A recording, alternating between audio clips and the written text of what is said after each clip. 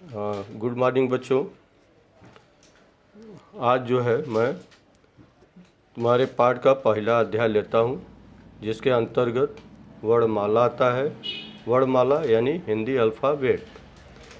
जैसा कि आपको मैं पिछले साल अच्छे से कई बार पढ़ा चुका हूँ, बता चुका हूँ, लेकिन एक बार फिर रिवीजन करा रहा हूँ, यानी दोहरा रहा हूँ। आप ध्यान से सुनो। पहला है वर्णमाला के अंतर्गत स्वर और व्यंजन।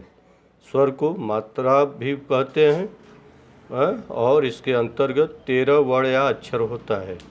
जैसे पहला अ से स्टार्ट होता है। जैसे देखो, पहला अ, फिर आ, छोटी, बड़ी, छोटा ऊ, बड़ा ऊ, री, ए, ऐ, ओ, औ, अंग, अ। इस तरह से जो है आपका 13 अक्षर है। फिर से ऐसे ही बोल रहा हूँ, ध्यान से सुनो। एक बार रिवीजन फिर कर रहा हूँ। अ, आ, ई, उ, री, ए, ऐ, ओ, औ, अंग, अ। जैसा कि आपको पिछले साल में बताया भी हूँ कि अ से लेकर अ तक पढ़ते समय जितने मात्रा हैं उसमें छोटा मात्रा और बड़ा मात्रा दोनों में अंतर होता है। छोटा मात्रा जो भी होता है, जैसा पहला है ई को, छोटा ई को मतलब प्रेशर कम देते हैं। जैसे है छोटा ई, तो इसको जो है हम प्रेशर कम दे करके बोलते हैं, यह है छोटा ई है। इसको जो है प्रेशर यानी दबाव ज़्यादा देता हूँ, यह होता है बड़ा ई। इसी तरह से छोटा ऊ को कम प्रेशर देंगे और बड़ा ऊ को ज़्यादा प्रेशर देंगे, यानी ऊ। इसी तरह से आपका जो है ए है, आय है, ओ है, औ है, अंग है और अ है। लेकिन इस तरह से जो है आपका यह 12 मात्रा हुआ। 12 मात्रा में चिन्ह जो है अलग अलग होता है। जैसे अ का होता नहीं है, आ का होता है, छोटा ई का होता है, बड़ा ई का होता है, छोटा का ऊ का होता है, फिर बड़ा ऊ का होता है, री का होता है, ए का भी होता है, आय का होता है, ओ का होता है, औ का होता है, अंग का होता है और अ का होता है। इस तरह से आ से गिनती करोगे तो 12 चिन्ह इसके होंगे और अ से गिनोगे तो 13 वर्ण या अक्षर हैं। लेकिन अ का चिन्ह नहीं होता है, इसलिए अ का चिन्ह नहीं बता रहा हूँ। लिखा इसलिए नहीं रहा हूँ कि मैं नेक्स्ट टाइम इसको लिखाऊंगा। लेकिन अभी आप जो है इसके आगे आइए, व्यंजन कौन कौन से अक्षर होते हैं और कितने होते हैं, इसके विषय में जानकारी देने जा रहा हूँ। व्यंजन में आपका जो है पहला है क, फिर ख, फिर ग, घ, अंग, फिर च, छ, ज, झ, ञ। उसके बाद ट, ठ, ड, ढ, अड़, फिर त, थ, द, ध, न, फिर प, फ, ब, भ, म, फिर य, र, ल, व, स, स, ह, छ, छ, त्र, ज्ञ। यह जो है अक्षर है। लेकिन देखो, आपको मैं पढ़ाते समय बीच में यह जो है ह के बाद आता है ल, तो यह है मराठी का शब्द। फिर मूर्धन्य स 2 बार दिया, इसलिए मैं ये दोनों आपको नहीं पढ़ाया। क्यों? क्योंकि सिर्फ 36 अक्षर हिंदी वर्णमाला में होता है, क से लेकर ज्ञानी तक। इसलिए मैं जो ह के बाद मराठी शब्द दिया उसको मैंने लिया। उसके बाद फिर मूर्धन्य स है, इसको भी मैंने लिया। क्यों?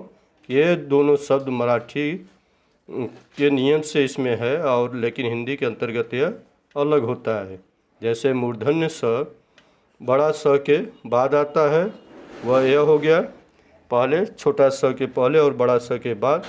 और यह जो है ह के बाद जो इसमें ल जैसा आकार बनाया है, यह मराठी शब्द हिंदी नहीं है, इसलिए मैं यह नहीं लिया।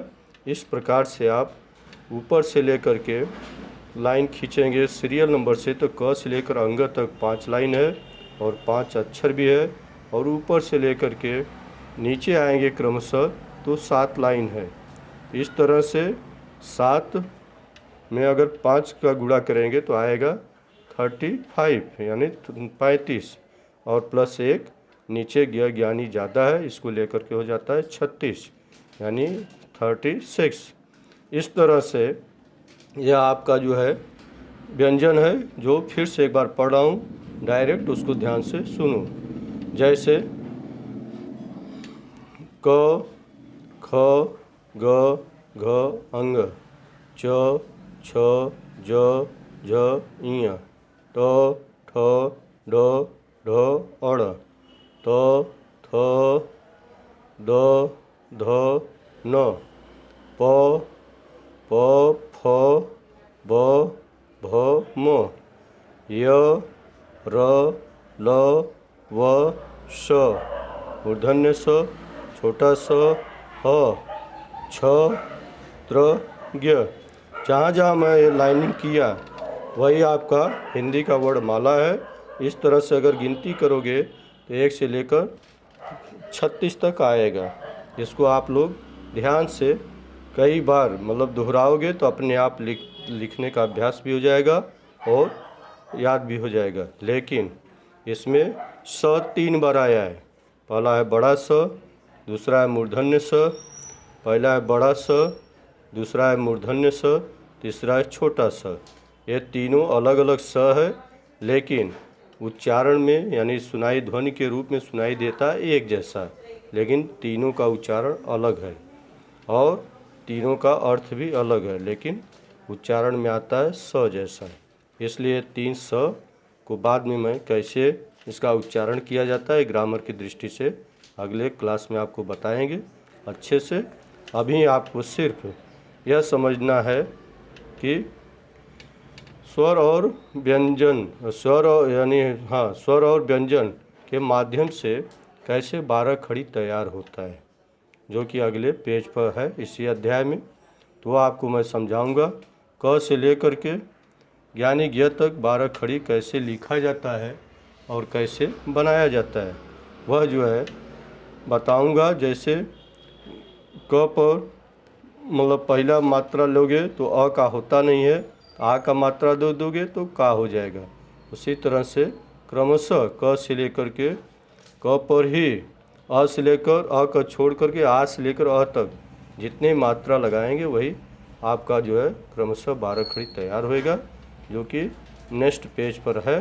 वह मैं आपको क्रमशः बताते जाऊंगा, लेकिन अभी आपको सिर्फ स्वर में कितने अक्षर हैं, कौन कौन से अक्षर हैं, इसको क्रमशः याद करना अति आवश्यक है।